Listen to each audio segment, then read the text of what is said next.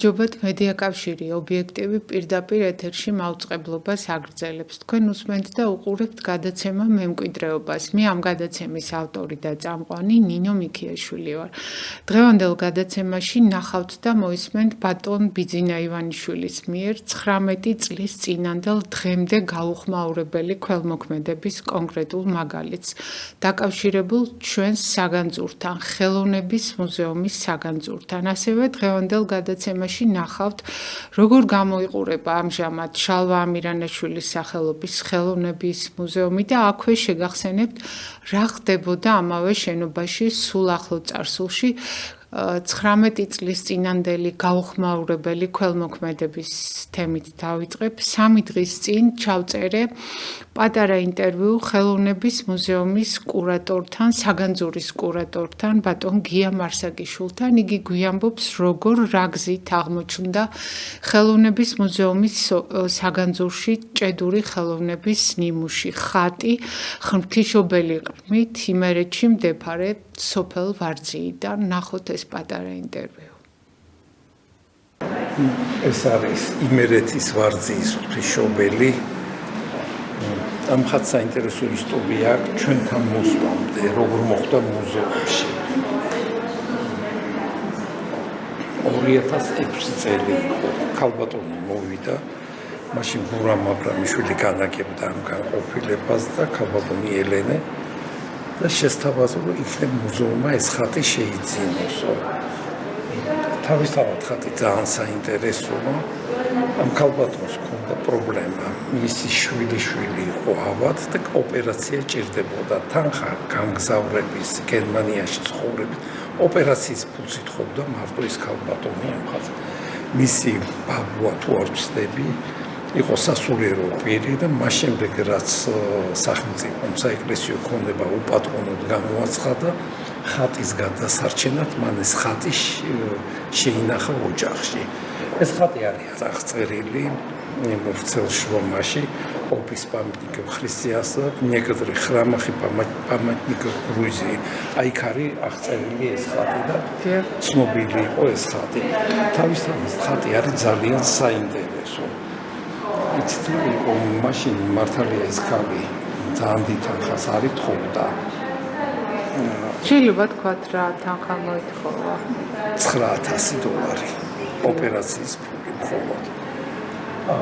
მაგრამ არც კულტურის სამინისტროს, არც სხვა ნაცნობებს არ აღმოჩნდათ ეს თანხა, რომ დაგხმარებოდნენ. ანუ კითხეთ კულტურის სამინისტროს. იცით საფინანსოს არა. საფინანსოს თანამშრომლებს ვკითხე და მითხრეს, რომ ყველა გაჭირვება იყო მაშინ. შემდეგ მივედი ქართულ ფონდში, ახლა შემედი მისვლა მე ბატონ ირაკლი ღარიბაშვილი განაგებდა ამ ფონდს. ირაკლი ღარიბაშვილი და ფონდმა დააფინანსა ვახტანგ ბერიძის გამოკვლევა ნიკო ფიროსმანის შესახებ და გავბედე კიდე ერთხელ შემეწუხებინა. ბატონ ირაკლი ძალიან კარგად მიმიღო და მითხრა, რომ ჩვენი პატრონი ეს სიტყვით მოიხსენია, უცხოეთშია და მის გარეშე არ შემიძლია, მაგრამ მე თითქმის ყოველ დღე ველაპარაკობ სატელეფონო კავშირი. ანუ ბიძინა ივანიშვილი. სატელეფონო კავშირი და აუცილებლად ვკითხავ და იმავე ღამეს 2 საათი იყო დამირეკა. ბატონმა ხარიბაშვილმა და მითხრა, რომ ხვალვე მივიდეს ის ქალბატონი ქართულ ბანკში და გახსნას ანგარიში. მომერდა ძალიან გვიან იყო დამერეკა ამ ქალთან, მეორე დღეს დილით დავრეკე და ის უკვე აპირებდა იმერეთში წასვლას. თხოვნა არ სჭირდებოდა, რომ იმავე დღეს მისულიყო. მივიდა საათის 12 იყო. მივიდა ამ ქართულ ფონდში, გახსნა ბანკში, გახსნა ანგარიში და დაახლოებით 4 საათი იყო დამირეკა ბანკის თანამშრომელი ქალბატონმა უბრალოდ სახელი ზუსტად არ მახსოვს და მითხრა, რომ ანგარიშზე ფული არის ჩარიცხული და ორეკე იმ ქალბატონს და ის კალბატონი მივიდა და მიიღო ეს ანაზღაურება. წინასწარ ეს ხატი, როცა საფინანსო ეს პრობლემების გადაწყვეტაა, მუზეუმი იტოვებს ხატს და ხელწერილით. შემდეგ მოვიდა და გააფორმა ეს ხელწერილი, რომ გამოგვცა ეს ხატი. აი ესე შემოვიდა ეს ხატი ამ მუზეუმში. შემდეგ ამ კალბატონმა კიდე მოგვაკითხა, გარკვეული ხნის შემდეგ, ახლა ზუსტად არ ვიცი რამდენი დრო გავიდა, მოიტანა მისი გამომცხვარი ნაზუქები და გაუმასპინძლა მადლობის ნიშნად, იმიტომ ოპერაციამ წარმატებით ჩაიარა. თავისთავად ხატის სიკეთე, ხატი გადაარჩინა სასულიერო პირმა, ამ ძარცვისგან და ხატმა სიკეთე, რა თქმა უნდა, კეთილი ადამიანების დახმარებით გადაუხადა ამ გადამრჩენელს, მისი მემკვიდრე გადაარჩინა. ბავშვს ჰქონდა ცხვირის რაღაცა პრობლემა და ამიტომაც გულზე მისცა რეციდივი და სასწრაფოდ იყო ეს ოპერაცია გასაკეთებელი. აი ესე შემოვიდა ეს ხატი ჩვენთან მუზეუმში. და თავისთავად ხატი ძალიან საინტერესოა. ხატის მოჩარჩოების ეს სამი გვერდი არის სამი ზოლი მოჩარჩოების არის მე-15, მე-16 საუკუნეში სტილისტური ნიშნებით თარიღდება და თვითონ ხატი არის წარწერის მიხედვით 1852 წელს შესრულებული.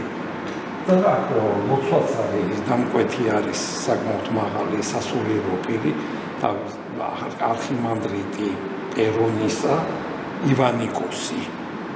ის შეასრულა ეს არქიტექტორი სამწუხაროდ სახელი არ ვიცი და თავისთავად ეს მე-19 საუკუნის შუა წლებია, შუა წლებში ცოტა გადაცილებული და თავისთავად ეს ძალიან რთული პერიოდია ქართულ ოქრომჭედლობაში. ეს ის პერიოდია, როდესაც რუსეთიდან იწყებს შემოსვლას ფაბრიკული წესით დამზადებული ესეთი ჭკვიანა ხატები და ქართულ ოსტატთან მხოლოდ მცირე ჯგუფი. აი ჩვენ აქ პეკუმეონარგიის ხატიც, პეკუმეონარგიის მეთაურობით ოსტატების მცირე ჯგუფმა გააგრძელა ქართული ჭედური ხელოვნების განვითარება, ქართული ხატწერის განვითარება და ეს მცირე ჯგუფი იყო, რა თქმა უნდა. მე-19 საუკუნის მეორე ნახევრის დასასრულიდან ფაქტობრივად შეწყდა ეს ქართული ჭედური ხელოვნების განვითარება. შემთხვევითი არ არის ეს. ჭედურ ხელოვნებაზე ესე ვამახვილებთ ყურადღებას. არქიტექტურის გარდა ეს ჭედური ხელოვნება ეს ერთადერთი დარგია, რომელიც დაფუძნა და განვითარდა მთელი თავისი განვითარების მანძილზე აი ქართულ კი რა თქმა უნდა ითვალისწინებდა ბიზანტიურ სხვა სკოლების გამოცდილებასაც, მაგრამ ქართული სული არ დაუკარგავს ამ ჭედურობას და აი ეს ხატი სამწუხაროდ მისი ოსტატის შემსრულების ვინაობა არის. ეს ხატი რომლის შემოსვლის ისტორია ზებძანებს? ეს იმერეთის ვარძის სოფელი ვარძია, იმერეთში სოფელი ვარძია. აი იმ სოფელში იყო იმ სოფელში ის კალბატონი და ეს აი მას შემდეგ ეს კალბატონიანის ბავშვი ვინც გადარჩა ხო არ ყოფილა თუ იცით? მას შემდეგ იყო ის კალბატონი და ნაზუქები კი აი მერე წლები რო გავიდა. აქ ბრძანდებოდა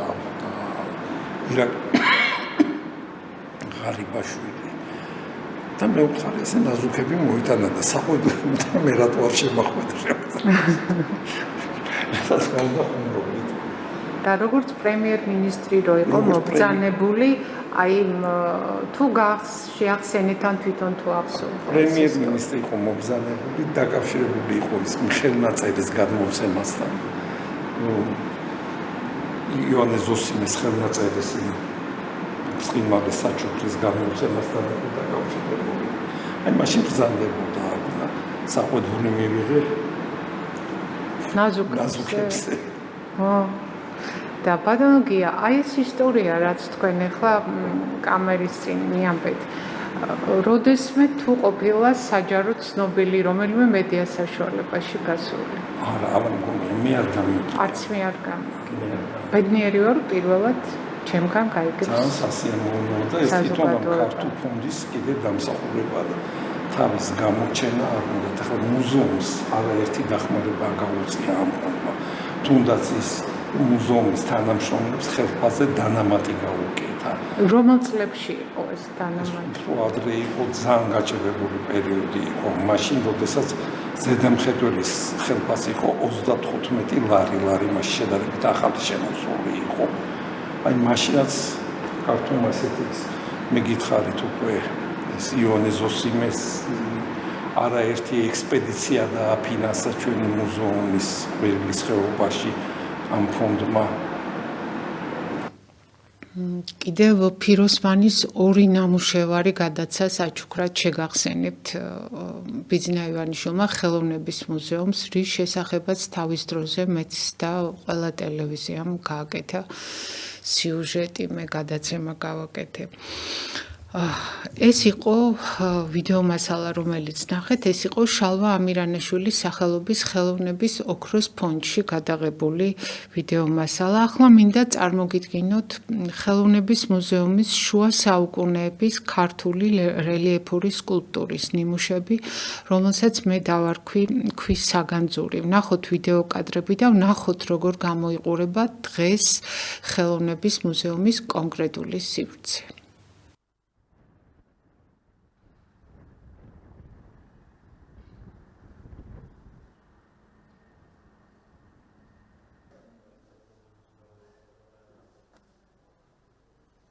გამოფენაზე წარმოდგენილია სხვადასხვა ტაძრების შემამკობელი, ფასადების შემამკობელი რელიეფები და ორნამენტული დეკორი, სტელები, წარმოდგენილია ინტერიერის შემამკობელი კაპიტელები და პილასტრის სათაურები და რაც მთავარია, ქართული შალვა ამირანაშვილის სახელობის მუზეუმის ყველაზე მნიშვნელოვანი კოლექცია ეს არის ქართული ქვის კანკელები. ახლა მინდა გაჩვენოთ ზუსტად 9 წლის წინ ამ სივრცეში რა ხდებოდა ეს უკვე ჩემი გადაღებული ვიდეო მასალაა. ვაიმე ღმერთო, აი ხა დაგანახოთ სად არის საგანძური აქედან. აი ამ შენობაში პირველ სართულზე. პირველი სართული ხელოვნების მუზეუმის უკან მიდგმული ახალი კორპუსის და ვაიმე ვეღარ შევდივარ, იმიტომ რომ კოჭამზე უფრო დიდი წყალია, ვეღარ გადავდიო. ვაიმე ვერც ვიღებ, იმიტომ რომ ესეთი სინათლე არ არის.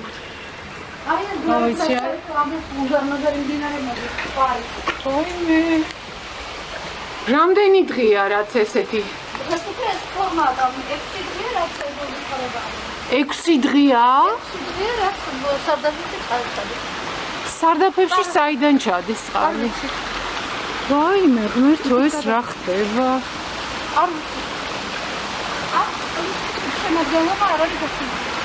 ანუ კანალიზაცია თუ სუფთა წყალი არც ის არავინ არ იცის. შემოგვიმოდა, რა შემცველობა არ ვიცი. ეს სარდაფები გაისო, აქეთ ფონდებია, იქით საგანძურია. და თბილისი გას გოგიძევან წყლებზე. ეს შემოგვიმოდა არ ვიცი. ეს რას უძავს საგანძურს არ ვიცი. 3 დღის წინ ხელოვნების მუზეუმში სტუმრობისას საგანძურის კურატორს ბატონ გია მარსაგიშვილს ვთხოვე ეჩვენებინა ის ადგილი, საიდანაც წყალი ამოდიოდა და ის ადგილი, სადაც ქვიშით სავსე ტომრები ელაგა წყლის შესაკავებლად. აი აქ. აქედან ამოდიოდა წყალი. გადიოდა ამ კარებიდან გარეთ. ძალიან დიდი ნიაღვარი, ფიცრები ელაგა, იმედი გიღებდა და ვერ გადადიოდით, იმიტომ რომ კოჭებამდე წყალი იყო. დიახ. აი ამ დერეფანში ელაგა ტომრები, სილით სავსე, რომ წყალი შეეკავებინათ, იმიტომ რომ იქით მხარეს კიდე ხის ფონდი იყო, ეს სწორად მოცო. წყლის შესაკავებლად სილით სავსე ტომრები სადაც ელაგა, ეხლა ის მაშინდელი კადრები მინდა გაჩვენოთ და მე გავაგრძელებ. ვაიმე! ვაიმე! ხელო შემო. აი ეს რა არის? ბალიგატები, რომ იქით აღარიდინოს და იქ ფონდები არის და რაღაცები რო არ გაფუჭოთ. თქვენ მიმძანდებით. მე ჩემური ვარ ქრივიშვილი. მუზეუმის თანამშრომელი ხარ? აბარა. აქ რა არის ამ ოთახებში შენახული? ამ ოთახებში იქით არაფერი არ არის ეს. გავიხედები, აბარა. არჩავა, იქ არჩავა. სუწყლით არის, არა ვერ გადა. აი, გადავყედე დღესა. ვაიმე. ახლა წარმოგიდგენთ კიდევ ერთ ვიდეო მასალას 9 წლის წინანდელს. წყალდიდობის მეორე დღეს პრობლემით დაინტერესდა ტელეიმედი.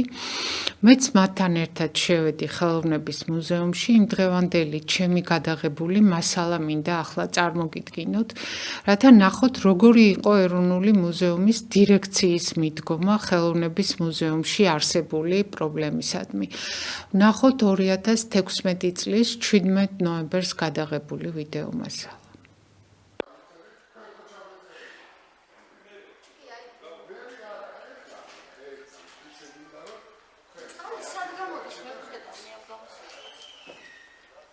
ამოტუმბავენ აბა. რა ყრია ეს შუაში, აქ წყალში რა ნივთები არის? ესა ნარჩენები რისი? გადმოტანილი და შემდგომი შეიძლება გამოგვადგეს. რაში უნდა გამოგვადგეს? აი კონდიციონერი ბეკა ძველებური საბჭოური, რომელიც გამოყენებადია დავუშვათ აქ შუა მირონაშვილის სახელობის ხელოვნების მუზეუმში არის საიდან გადმოტანილია ბატონ ნუგზარ? პასუხი ჯანაშია და ჯანაშია და აქ საწყობი გაქვთ თუ როგორ? აქ იყო ცარიელის სივრცე აბსოლუტურად გამოცარიელებული, არავითარი დანიშნულება მაშინ არ აქვს და გადმოვიტანეთ, დავასაწყობთ. რომელ წელს ბატონ ნუგზარ? პასუხი 2008-ში ან 9-ში. არაფერს. ჩემს უკანი ხარ იყოს. მე ჯერ გარეთ ხომ არა ვარ საჭირო, რომ არ გავიდიან შემო. არ ჭირდები. ო და ის კარგია, აქ ვიქნები ჯერ, ამ მოვალ გარეთ. როცა წადი. არა, ეს რო არ დილა გადავიდა. ტრიალებს მაგინ და რომტრიალებს მართლა ბრეხვა მინდა. ცოლი კი არ გამირეცხავს ამას. ხოდა გიტარო დავარ. აი მოგზაურე. პარასკევს შემოვიდა პირველად წყალი, მას შემდეგ აქტიურად ყოველდღიურად. არა, მე შეწყდა ოდნავ დარჩა ჟუნჟულით, მაგრამ აი რაც გუშინ დილით იყო, ესეთი რამე არ ყოფილა. ძალიან სერიოზული შემოვარდა, ოღონდ გადიოდა გარეთ. ეხლა გადაკეთილია მთელი ეს ჩამომავალი მილები, როგორც სპეციალისტები გვიხსნიან და ჩვენ აქ შედეგი გვაქვს, როგორც წყლის დენადობა შეწყდა. და მიმდინარეობს დაკვირვებები, თერს უფროს დაგებრიანა ყველანი თავზე აღგანა ნავსარქს. და ჩვენც მონოდინის რეჟიმში ვარ. დარწმუნებული არავითარი ექსპონატებთან ეგ არასწორი ინფორმაცია, არავითარი ექსპონატები. აქ რა უნდა ექსპონატები? რისექს როგორი თქვები? არასწორი ინფორმაცია. ელე ხო იცი რომ პატივსაცემ და არ გინდა რა. ჩუ, არავითარი ექსპონატები აქ არ არის. აქ რო არ არის ყველა ვხედავთ ამ სივრცეში. არ ჩვენია კაცო. არ ჩვენია. თქვენ რა ექსპონატებს რა უნდა? რა უნდა წამოდი. ჩემი დალაგებულია, მაგი და იქ არაფერი რა უნდა იქ წავს როგორ? პასუხი არ არის. წამოდი. მე არ ვიცი რა უნდა წავს მანანა. წამოდი ერთი რა არ უნდა, ნახე. ვიცი, მე არ ვიცი. ერთი მდინარე არ გამოდიოდა, მეორე იქ. იქ არ გამოდიოდა. რასად არ გამოდიოდა? არ ჩაგეტილი. წამოდი ხალხო და ნავალს განახვევ მდინარისას რომ გამოდიოდა. არსი რა არის ამ კამათისის გამაგებინი? ის არის რომ მუზეუმი არ უნდა დაიტბოროს, ბატონო. მუზეუმი კატასტროფა არ უნდა შეიქმნას. მე ვინ შექმნეს კატასტროფა? არ ვიცი მე ვის შექმნა. უფალი ღმერთის გარდა გარიდა შემომავალ წყალს ვერავინ ვერ განკარგავს. რატო ვერ განკარგავს? რას მოგეძანებ? გარიდა შემოვიდა რას ქვია გარედან? 6 დღე გარედან დრო შემოდის, ის წყალი უნდა გააჩერო. წუხელი როგორ გააჩერეს ის წყალი? წუხელის? როგორ გააჩერეს? ეს სხვა მოვარდნა იყო. პირველ და ორდეში არ იყო დენადობა, ჩემო რას? გაიხსო აქაურობა. მე რასაც ვამბობ, პასუხს ვაგებ, ნუგზარ მიქაძე, შემომიცნო მე კარგი. მე რომ გისმა, მე არ ლაპარაკობ. მე ვარ საქმე და საქმე. დრამატიზირება არ მიყვარს. რას უფალი ღმერთის გარდა ვერავინ ვერ გარკარგა და როდის შემოვა წყალი გარედან და როდის შემოვარდება. აი თუ შიდა კომუნიკაციების ბრალი იყო, ეს შეგეძლო. არა. როგორ ჩვენ მუზეუმში არასწორი ინფორმაცია მიაწოდეთ, რომ გარეთა კომუნიკაციაში და კომუნიკაცია. არავით არის შიდა კომუნიკაცია. მე მივაწოდე შიდა კომუნიკაცია. ვით მიაწოდა? ესე წავიდა საუბარი, რომ შიდა კომუნიკაცია. შიგნით გვაქვს ჩვენ დატბორვა. ფაქტია.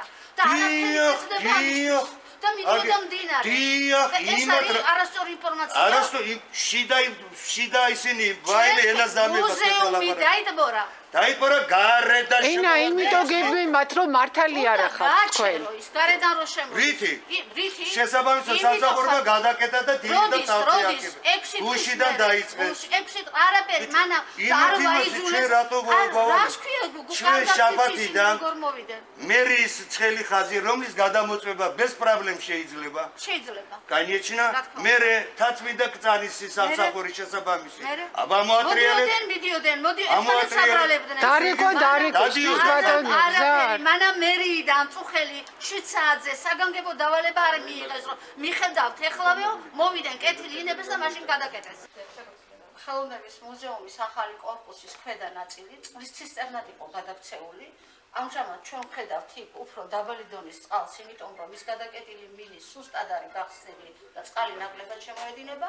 გუშინ მთლიანად აქედან წამოსული წყალი დიდი მდინარე მოედინებოდა მთელს ამ დერეფანში. გადიოდა მეორე მხარეს, ერთი ტოტი მიდიოდა იქით, მეორე მოდიოდა აქეთ, ეს და ასე გამოდიოდა მთელ სეზონში. ამიტომ აგერეს ქვიშის ზოლი გააკეთა ჩვენმა მეხანძრემ და კიდევ ბურგალმა, აქვე დააწყო მხოლოდ ერთ ხედავთ ქვიშის ტომრები, რომ გადაეკეტათ ეს წყალი, რადგან წყალმა უკვე შეჟონვა დაიწყო არქეოლოგიის ფონდებში, სადაც დაცულია საირხის, მოდინახეს და სხვადასხვა არქეოლოგიური გათხრების შედეგად მოპოვებული როგორც კერამიკის, ასევე ლითონის უნიკალური ნივთები და მთელი ეს დერეფანი იყო ძალიან თავიდან ბოლომდე ტენით გაჟღენთილი თავისთავად ცხადია მდინარე მიდიოდა და ეს ტენი ცხადია რომ აღწევს ფონდებში. დღეს თუ ამ წუთში ჩვენ დამსკტარი და ობმოდებული ექსპონატები არ აქვს დღეს, გავა რამოდენიმე თვე და ჩვენ ძალიან მძიმე სურათს მივიღებთ. ეს თავისთავად იმოქმედებს. თქვენ წეგან რომ შემოვძანდით ეზოში, ნახეთ რომ ყრიდნენ ნახერხს, რომელიც არის ტენიანი. ადრე ეგ ნახერხი იყო სრულიად სუფთა, მშრალი და ამ დარბორვამ, რომელიც 6 დღის მანძილზე მიმდინარეობდა ხელოვნების მუზეუმში, გაჟონა უკვე იმ ძველი შენობის სარდაფებშიც და ნახერხი დატენიანდა. ნახერხი თუ დატენიანდა, დანარჩენი ექსპონატები არა იღებს იმ ტენს, ბუნებრივია და ასე მაღალ ტენიანობაში საერთაშორისო სამუზეუმო კანონმდებლობით ყველა ექსპონატს ემუქრება მომავალში დაზიანება. ელენე კავლელაშვილი, ხელოვნების მუზეუმის ოქროს ფონდის კურატორი. მანა წერეთელი, საირხის არქეოლოგიური ფონდის კურატორი. რომ მოგვიყვეთ, ანუ ამ კანის მიღმა არის თუ არა უშუალოდ ექსპონატები დაცული და იყო თუ არა საფრთხე, რომ აქ წყალშემოქმედი და დაზიანებული იყო. კი, ამ კედლის უკან არის არქეოლოგიური ფონდები. ორი ოთახია, სადაც განთავსებულია დიდძალი მასალა. როგორც საირხის, ისე მეორე ფონდია, მან დასავლეთ და აღმოსავლეთ საქართველოს არქეოლოგიური ფონდი. მთელი ეს მასალა ძალიან მძიმე მდგომარეობაში იყო, იმიტომ რომ აქ წყალი იყო, ძალიან მაღალზე არ იყო, მაგრამ საკმაოდ ამოსული იყო და რო გავაღეთ ფონდის კარები, ნაწილი წყლის შესულია შიგნით. გასავარია, როგორც მე არა ვარ ხა ამ სპეციალისტი, როგორც რესტავრატორმა გვითხრა, საშიშია, იმიტომ რომ აი ამ წყლით გაჟღენთილია მთელი ქვედა ის და დროთა განმავლობაში ანაორთქლი, რა თქმა უნდა, ამ ექსპონატებზე იმოქმედებს. ძალიან საშიში მდგომარეობა ამ ხრივ. მე ხო ვერ ვაჩვენებ, კარგად აქ წყალი როგორ მოდის. არ მინდა თავზე ვადგევარ ეს სამი დღე არ გამაგიშვო. რა მნიშვნელობა აქვს ამ? მე აქ რომ მოვიდი გუშინ თქვენ არ ყოფილხართ და საერთოდ არავინ არ იყო და ნიაღვარი მოდიოდა და ყვილებს ნულაპარაკოთ, რანაირად არასწორი საჩამ ხართ კადრებში. შაბათი და თავზე ვადგევარ ყველაფერს. გუშინ სად იყავით რომ მოვედი მაშინ? სად იყავით ბატონო უგზა? არ იყავით და ტყუილს რატო ამბობთ? მაშინ სად ხართ კადრებში? მე 24 საათი სულ დვიჟენიებში ვარ და საქმეს ვაკეთებ. რა თანამდებობა გიკავიათ? მე ვარ სრულიად საქართველოს ეროვნული მუზეუმის ტექნიკური სამსახურის უფროსი. ინტერვიუები, რომელიც ნახეთ და მოისმინეთ ჩაწერილი საგანძურის იმ ჟამინდელ კურატორთან, ქალბატონ ელენე კავლელაშვილთან, ქალბატონ მანენა წერეთელთან, აი იმ სივრცეში ახლა არის განთავსებული ქვის ფონდი და კი მე გაჩვენეთ უკვე დღეს იქ როგორი ვითარება.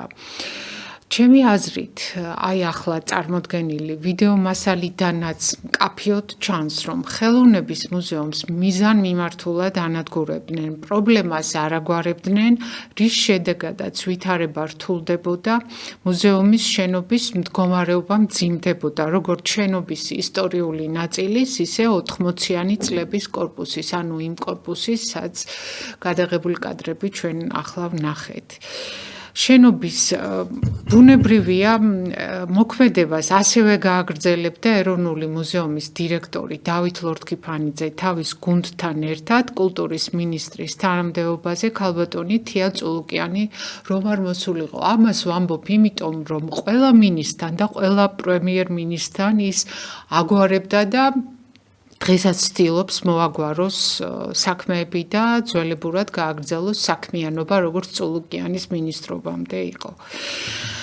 წულუკიანი მინისტრად 2021-ში მოვიდა და დაიწყო ხელოვნების მუზეუმის აღორძინება, ექსპონატების საექსპოზიციო სივრცეში გამოტანა. ხელოვნების მუზეუმის 80-იან წლებში აშენებულ კორპუსში, ქვედა სართულზე, როგორი ბრწყინვალე ექსპოზიცია მოწყობილი, ქვის ექსპონატების ეს უკვე გაჩვენეთ. ახლა წარმოგიდგენთ მესამე სართულზე გადაღებულ ვიდეო მასალას, სადაც ქართული ხელოვნების ნიმუშებია. ვნახოთ ვიდეო მასალა.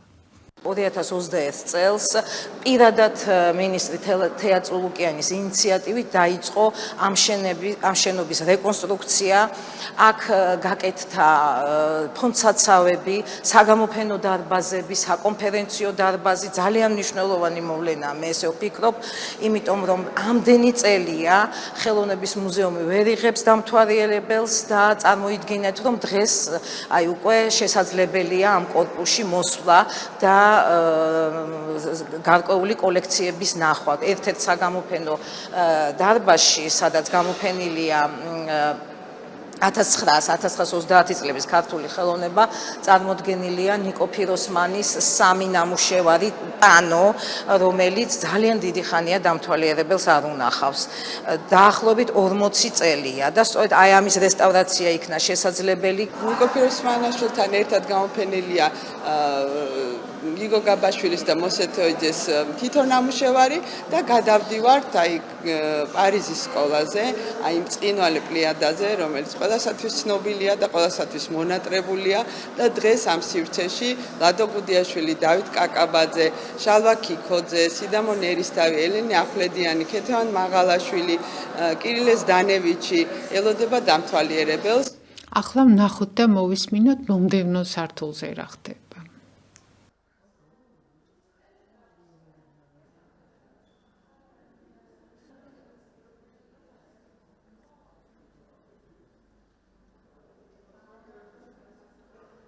ამ სივრცეში წარმოდგენილი არის ამირანაშვილის სახელობის ხელოვნების სახელმწიფო მუზეუმის ფონდებში დაცული დასავლეთ ევროპული, რუსული და უკრაინული და პოლონური ხელოვნების ნიმუშები. ეს ნამუშევრები მრავალი წლის მანძილზე სამწუხაროდ იყო ფონდებში შენახული და არ ჰქონდა საზოგადოებას მისი ნახვის საშუალება. ახლა ეს საშუალება მიეცა, მაქსიმალურად შევეცადეთ ჩვენ რო სრულყოფილად გვეჩვენებინა ის რაც ჩვენთან არის დაცული ქვეყნების და ქრონოლოგიის მიხედვით შეგიძლიათ მე-14 საუკუნიდან მე-20 საუკუნის 30-იან წლებამდე თვალი გაადევნოთ ევროპული ხელოვნების განვითარების გზას.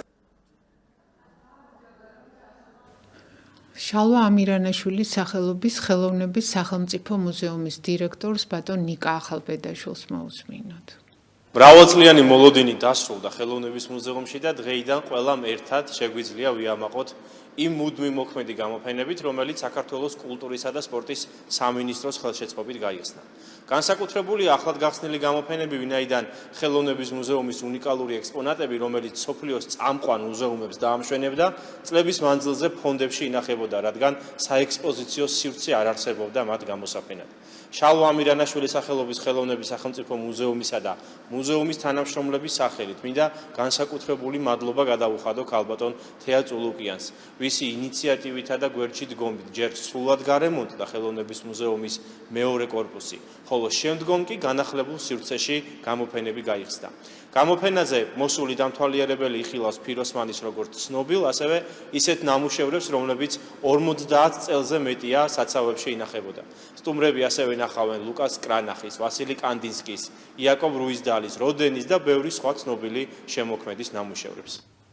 ახლა უცხოელ და ქართველ დამთვალიერებლებს მოусმინოთ.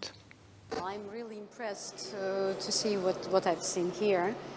I didn't think of Georgia being the Christian country so long ago. I've seen the reliefs of the 5th and the 6th century, and it was a real surprise for me. And the exhibition is really nicely organized and accomplished. I think it is just a revelation for me to know so much about the history of Georgia. ყველას ურჩევ ამ გამოფენის დათვალიერებას, იმიტომ რომ ვარ აღფრთოვანებული. აი მართლა სიტყვები არ მყოფნეს, ისეთი ემოციური მუხტი მივიღე.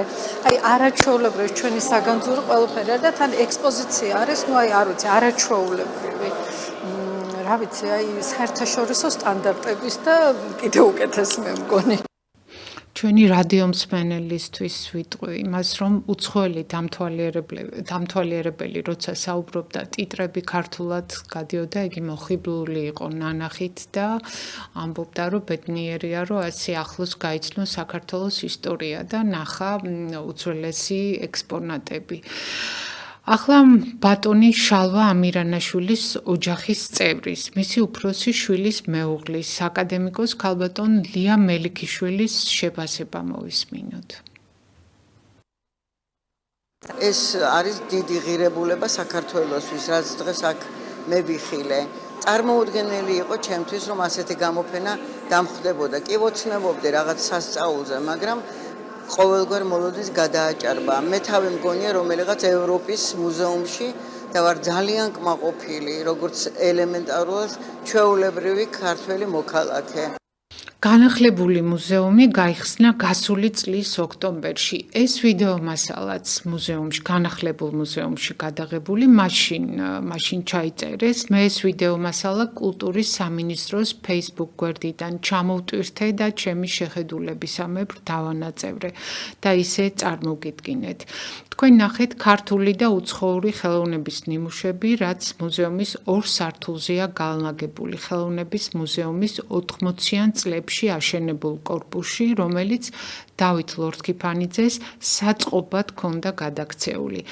ეს რომ ასე იყო და არა სხვანაირად, მინდა ვიდეო მასალა წარმოგიდგინოთ, რომელიც გადაღებულია 2021 წელს. მე ეს ვიდეო მასალა თავის დროზე ოფიციალურად წერილობით გამოვითხოვე და ჩემს გადაცემაში ვაჩვენე 2021 წლის 22 აგვისტოს. ერთად ვნახოთ რა ხდებოდა ხელოვნების მუზეუმის 80-იანი წლების კორპუსში წულუკიანის გამინისტრებამდე. ჩემი გადაცემიდან ამონარიც გთავაზობთ. აღნიშნული ვიდეო მასალა არასდროს გინახავთ, რადგან ამ სივრცეში ჩვეულებრივი მოგტავისთვის შეცვლა შეუძლებელია, მით უმეტეს ვიდეო კამერით. გადმოცემით ვიცოდი, რომ დიმიტრი შევარდნაძის სახელობის ეროვნული გალერეის ფონდები და სიმონ ჯანაშიას სახელობის მუზეუმის უნიკალური ბიბლიოთეკა არანორმალურ მდგომარეობაში, მტკვერსა და ნაგავში ინახებოდა. ეს მდგომარეობა თქვენ ჩემი გადაცემის მაყურებელს რომ გენახათ კულტურის სამინისტროსგან საჯარო ინფორმაციის სახით წერილობით გამოვითხოვე. რასაც ხედავთ, აი ეს არის ეროვნული მუზეუმის საერთაშორისო სტანდარტი, მათი კომპეტენტურობა. აი ახლა თქვენ ნახავთ ნახატები როგორ არის მტვერსა და ნაგავში, ხოლო უნიკალური ბიბლიოთეკა კარტოფილის ტომრებივითაა დახვეებული და მრავალი წელია ასეთ მდგომარეობაში ამყოფეს ნახატებიც და უნიკალური ბიბლიოთეკაც.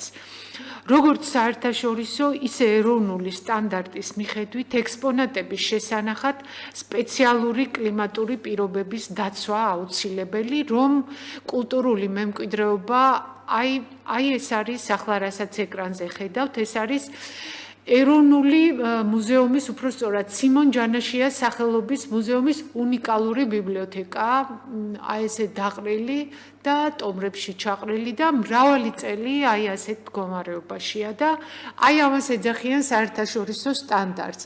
ეს კადრები რომ არ გამომეთხოვა და მე რომ არ გამეშვა ახლა ეთერში, თავად ამას არასდროს არ გააკეთებენ, ბუნებრივია და ასეთ ბნელ მხარეებს, რაც მათ გააჩნიათ, არასდროს არ გაჩვენებენ. ყოველთვის ამბობენ, რა მშვენიერია ეროვნული მუზეუმი, როგორი მუზეუმი გაიხსნა ვანში, სვანეთში, მაგრამ აი ამას, რასაც ახლა ხედავთ, ამას არასდროს არ აჩვენებენ, ამას მალავენ. სინამდვილეში ეს არის მათი სახე. აი ასე მუშაობენ ისინი. კამერებს მიხმა. როგორც საერთაშორისო, ისე ეროვნული სტანდარტის მიხედვით, ექსპონატების შესანახად სპეციალური კლიმატური პირობების დაცვა აუცილებელი, რომ კულტურული მემკვიდრეობა თაობიდან თაობას დაუზიანებლად გადაეცეს. აი აქ ამ კონკრეტულ შემთხვევაში კლიმატურ პირობებზე საუბარი ძალიან ზედმეტია, რადგან თავად ხედავთ როგორი ვითარებაა. ეს არის დერეფანი. აი ახლა რასაც ამ წუთში კადრში ხედავთ, აი დერეფანშია გამოყრილი ექსპონატები, ეროვნული გალერეის ფონდსაცავის ექსპონატები. აი აწერია, ოთახს აწერია კერამიკა დაკეტილია და ეს არ არის გადაღებული.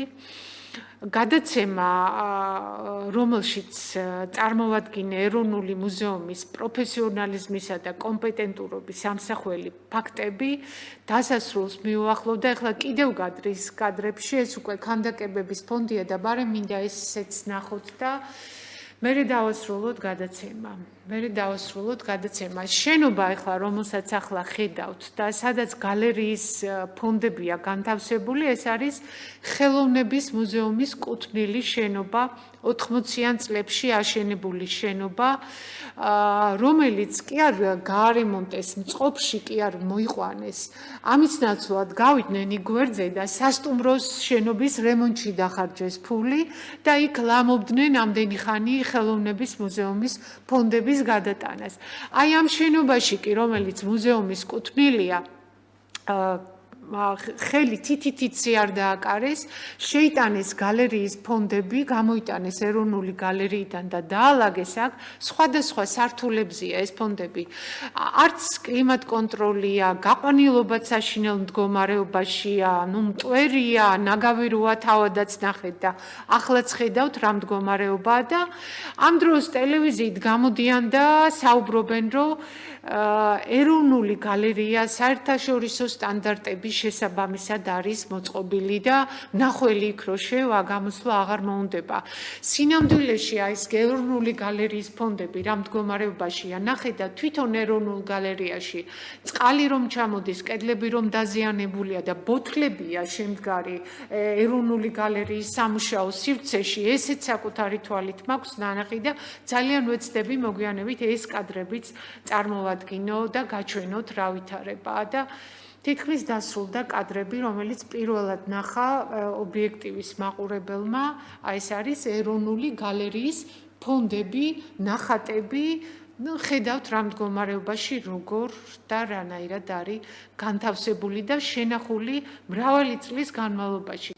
სივრცეს, რომელსაც ახლა ათვალიერებდით, ამ სივრცეში ამჟამად არის წარმოდგენილი ქართული და უცხოური ხელოვნების ბრწყინვალე ნიმუშები და არის შესანიშნავი გამოფენა. ეხლა გაჩვენებთ, წარმოგიდგენთ შალვა ამირანაშვილის სახელობის ხელოვნების მუზეუმთან დაკავშირებულ ორ გამოცემას. ეს არის ხელოვნების სახელმწიფო მუზეუმის ნარკვევები, პერიოდული გამოცემა 288 გვერდიანი.